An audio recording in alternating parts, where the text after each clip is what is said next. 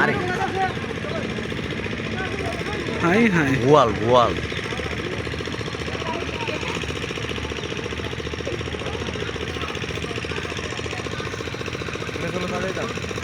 বেটা মাছ দেখছিস বেটা একটা বেটা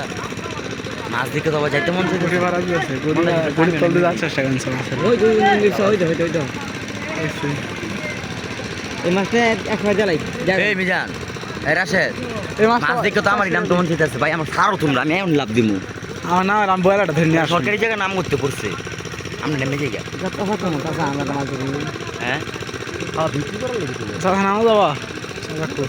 মজাক করি গা নেমে দেওয়া একটু ওই যে মাছ ধরি